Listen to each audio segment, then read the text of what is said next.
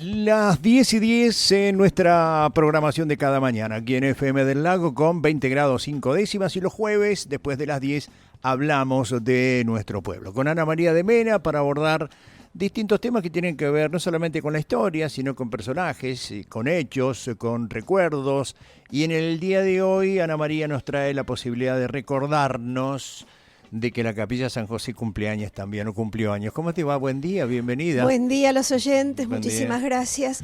En realidad, lo que abrió las puertas hace 45 años fue el nuevo edificio de la parroquia San José. San José, el nuevo edificio. El nuevo edificio, el que está en el que está en Roca y Drury. Exacto. ¿Qué pasó? El antiguo templo, la primera capilla que tuvo nuestro pueblo, la capilla San José, a fines de los 50 empezó a quedar chica. La población de San Martín fue creciendo y ya resultaba chica. Y fue el sacerdote José Garnica el que empezó a idear, empezó a pensar en que hacía falta construir un templo más grande. O sea que él sería el precursor, el que tuvo la idea, el que empezó a pensar en que ya había que construir otro templo fue el sacerdote José Garnica. Primero, ¿qué se hizo? Se eligió el terreno que está sobre General Roca y Drury. Ahí, en ese solar, sí, antiguamente los chicos de acá del pueblo jugaban a la pelota. Era un terreno baldío. Se consiguió el terreno, se decidió que sería ese el sitio, un lugar céntrico. Está la parroquia, está en el corazón del pueblo. Y se pidió al arquitecto Herminio Manfrín, muy vinculado a la congregación salesiana, que había construido ya algunos edificios en Bahía Blanca. De hecho, hay una iglesia en Bahía Blanca construida por el estudio de Herminio Manfrín, que además tenía un pariente sacerdote, un hermano sacerdote allá en Bahía Blanca. Y él hizo el diseño del edificio. Digamos que el diseño en general es el del arquitecto Manfrín, pero a lo largo de la construcción sufrió algunas modificaciones para ir adaptando a las posibilidades económicas y constructivas que se iban desarrollando. Porque si bien abrió sus puertas, se empezó a construir en los años 60, recién en el 79 se inauguró y sin haber estado completado totalmente. Los pisos, por ejemplo, no estaban. Bien, la piedra fundacional, la piedra basal, como se suele decir, se colocó a principios de los años 60 y fue bendecida en su momento por el primer obispo que tuvo nuestra provincia, que fue el recordado... qué laguna. Ahí no te puedo ayudar. Sí, de San Martín. El primer obispo de Neuquén, el recordado... Vos decís obispo de Neuquén y me sale Jaime de Nevares. Jaime de Nevares, por supuesto. El primero. Tener muchas cosas Yo te puedo hablar del padre Morán, del padre Brun. Bien, no, el obispo de Nevares. Jaime Nevares. Esto, ¿sabes por qué me pasa? Por tener muchísimas cosas en la cabeza. Sí, le pasa. Yo le consulté a mi médico y me dijo, contame tu día. Y cuando le conté me dije, tenés que hacer varias cosas menos. Exactamente. Por los olvidos. Bueno, don Jaime de Nevares bendijo esa piedra fundacional. Vos vas a publicar hoy una foto muy linda que yo supongo que es de Carlota Tumon, porque tiene una definición muy, muy linda y se ven vecinos de acá de San Martín de los Andes, ahí en la colocación de la piedra que bendijo de Nevares. Ese fue el comienzo, pero hubo que hacer, según recuerdan muchos vecinos, ferias, rifas, kermeses, se vendían empanadas, lo que se llamaban mesas servidas, o sea, la mesa completa que donaba algún vecino. Bueno, se hicieron un montón de actividades para recaudar fondos, porque la parroquia no tenía fondos, así que se hicieron muchas actividades. Por eso la parroquia actual, lo mismo que muchos edificios públicos de San Martín se hicieron con la contribución de los vecinos, a través de las ventas de empanadas, mesas servidas, pollos, rifas, kermeses, Es decir, que sorteos de todo tipo. ¿No tenés registro que haya habido aporte municipal o provincial o de nación? Algunos hubo, y los vamos a ir mencionando, dale. de los que hay registros, porque otros Mirá. no hay registros. Hasta acá nos venimos manejando, salvo lo de la bendición de Nevares, por la memoria de los vecinos, de lo que nos ha contado Maclovia Torres, lo que nos ha contado Elsie Contreras, Trudy Alder, la gente, Claro. las vecinas memoriosas y los vecinos memoriosos de este pueblo son los que nos han aportado datos, porque no hay mayores registros. El año pasado, cuando se hizo se publicó el libro de los 100 años del primer templo, nos encontramos con que hay mucha documentación que no está, hay documentación que está en Bahía Blanca, es decir, en los archivos salesianos, pero acá hay poco. Por eso lo que comenté hasta ahora es sobre todo basado en relatos de vecinos. Bueno, ¿quién levantó quién hizo los primeros, la primera parte del edificio? Fue Max Reine. Y quien colaboró mucho con él fue don Guillermo Alder.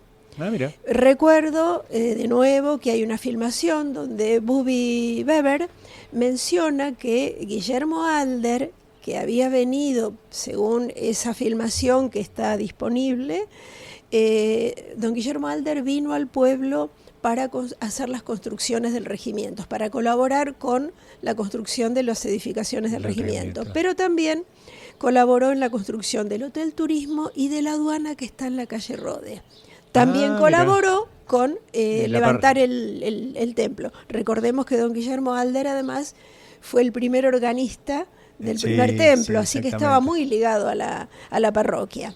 Bien, el edificio, yo comentaba hace un ratito, fue sufriendo algunos cambios. Vos vas a publicar hoy una de las pocas fotos que hemos encontrado donde se ve la torre del edificio vidriada, que inicialmente fue vidriada, tenía un remate muy bonito, pero cuando aparecieron las campanas, que mucho tiempo después se trajeron desde Alemania, que eran muy pesadas, hubo que modificar esa torre. Ya nos dedicamos el año pasado a las campanas, en una publicación que si los oyentes quieren buscar, está en las redes de la radio y en mi Facebook. Bueno, digamos que esa torre se fue modificando. Pero ¿qué pasó?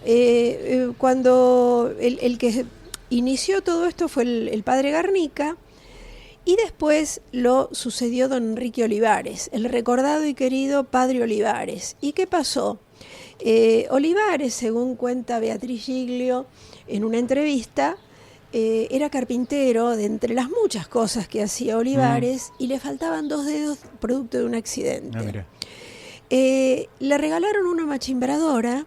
¿Y qué hizo Olivares? En el centro de lo que hoy es la nave de la parroquia, colocó la machimbradora, y cuando terminaba todas sus actividades como cura párroco, con la ayuda de algunos carpinteros, hacía trabajos para afuera de carpintería, los cobraba y con eso contribuía al templo.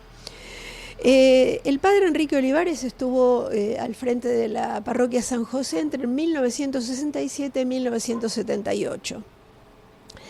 ¿Y qué ocurrió? Ya sabemos la enorme labor social que hizo el padre Olivares. Él detectó que había muchas necesidades de niñitos que quedaban solos, inclusive hay un bebé. Hemos contado también esta historia cuando nos referimos a Olivares. Y él, en una misa que algunos recuerdan, dijo con voz muy firme: la parroquia San José tiene muchas necesidades, es muy lindo el templo que estamos construyendo, pero hay necesidades que son prioritarias. San Martín de los Andes ha crecido mucho y necesitamos dar solución al tema de los niños. Esto yo lo hago muy largo, él lo dijo con una frase mucho más cortita, muy contundente. Quienes asistieron a esa misa lo recuerdan, entre ellos Ángela Lugones, que fue quien me lo contó, pero hay otros vecinos que también lo recuerdan, y decidió destinar los esfuerzos parroquiales a construir el Hogar Caritas. No abandonó la construcción del templo, pero priorizó dar satisfacción a una necesidad social. Bueno, la construcción igualmente siguió, y cuando el padre Olivares ya estuvo muy mayor y empezó a notarse que tenía problemas de memoria, que ya la salud no lo acompañaba, Ajá. lo sucedió don Ciro Bruña, muy activo, que además era capellán del regimiento, con lo cual Bruña muy recordado porque era muy severo, muy tradicional en sus costumbres, pero fue muy hábil en aprovechar las relaciones que tenía. Y alguna vez convenció a la gente del regimiento que mandara soldaditos, y vinieron con soldaditos y con material del regimiento para ayudar a hacer las bases del piso de la parroquia. Bueno, ahí fue donde Ciro Bruña logró, mediante gestiones, un aporte del Tesoro Nacional. También logró el aporte de la Acción Episcopal Adveniat, que es una fundación alemana dedicada a abastecer necesidades en Latinoamérica, y Bruña logró esos aportes que ayudaron a construir el templo. También logró algún aporte municipal, y hay un escrito, y hay fotos inclusive que lo documentan, donde Bruña menciona que el intendente David Neyman hizo aportes, y dice Bruña en su escrito, a pesar de ser judío. Bueno, esto vale la pena contarlo, porque bueno, el templo no surgió de la nada, el actual edificio, surgió de muchos aportes, sobre todo de la gente, pero también hay que mencionar estos aportes. Sí, vos ibas. No, tenía una tienda acá en Avenida San Martín, David. Claro. Sí. Bueno, como muchas familias pioneras fueron comerciantes. También lo fue don David Neyman. Bueno, digamos que en el templo trabajaron muchos vecinos, hubo cambios, en algún momento la modificación al proyecto inicial del arquitecto Manfrin lo hizo el arquitecto Lapadula, después colaboraron otros arquitectos, también trabajó mucha gente. Yo menciono algunos de los que tengo datos, pero no son los únicos, hay mucha gente que trabajó. Luis Di Guillermo, Victoriano Matus, Carlos González, los carpinteros, Pierino D'Antonio. Vos vas a publicar hoy una foto que no es de una gran calidad, pero es una foto color donde está el padre Bruña con Victoriano Matus. Y ahí se ve la construcción y todo el andamiaje de una iglesia que tiene un interior bellísimo. La carpintería de la parroquia San José es preciosa, está hecha por carpinteros muy hábiles. Los que me están escuchando, si quieren agregar después en el Facebook los nombres de los que trabajaron, serán bienvenidos. Claro, sí. Porque el año pasado, cuando hicimos el libro de la parroquia del primer templo con Liliana Anfuso, que colaboró muchísimo, tratamos de buscar los nombres, y bueno, algunos nos faltan porque bueno, no hay registro escrito de lo que se hizo. Entonces nos valemos de la memoria de la gente, pero sabemos que Victoriano Matus y Carlos González fueron de los carpinteros que trabajaron allí. Digamos que abrió sus puertas el 23 de diciembre de 1979 el actual edificio, sin que estuviera totalmente terminado. Y digamos también que además de ser un templo, el templo cabecera de nuestro pueblo, donde se realizan los oficios religiosos, los casamientos, los bautismos, todos los ritos de la fe católica, también da espacio, justamente por la hermosa carpintería y la acústica que tiene, a la presentación de coros. Sí. Han venido coros extraordinarios y hemos tenido la suerte de escuchar allí, solistas de la Camerata Bariloche, por ejemplo. Sí. O sea, es un templo lindísimo. Yo quiero contar, porque me parece una anécdota muy bonita, que en Quilmes, de donde yo provengo, hay un guitarrista eximio que se llama Julio Urruti. Y en un reportaje que le hicieron hace mucho tiempo, porque ya es un hombre grande, él comenta que le preguntaron, habla de la guitarra, de su vínculo con la guitarra, y le preguntaron cuál fue su primer contacto con la guitarra. Y él dice, siendo un niño, yo escuché una guitarra criolla y me hubiera gustado meterme adentro. Ese sueño se cumplió cuando visité San Martín de los Andes y conocí la parroquia San José, porque tiene una carpintería tan hermosa de madera que yo sentí que mi sueño de niño, de estar dentro de una guitarra, se produjo en esa ocasión. Mirá qué anécdota tan bonita de un músico, y no de un músico cualquiera, sino un músico importante de la provincia de Buenos Aires. Yo diría, estaba pensando, ¿no?, que uno como periodista siempre piensa los datos, cómo, quién, cuándo, por qué, y ese tipo de respuestas a las preguntas, ¿no? Pero podría decir que la parroquia San José, que abrió sus puertas el 23 de diciembre de 1979, ¿sí?, fue construida con el aporte de la comunidad de San Martín de los Andes, ¿sí?, a lo que se sumaron algunos aportes, ¿sí?, del Estado Nacional. Sí, tal cual. Y digamos que esto un poco como para cerrar esta columna, que para conmemorar un poco a destiempo, porque bueno, todos tenemos muchas actividades que hacer, ya el actual párroco, el padre Gabriel Mora Rebolledo, autorizó, charlamos con él, un grupo de personas interesadas en el patrimonio, y ya definimos el espacio donde dentro del templo habrá una suerte de circuito del recuerdo donde se van a colocar objetos que fueron de la primera capilla, del primer templo sanmartinense, algunas reliquias y algunos elementos de mucho valor significativo.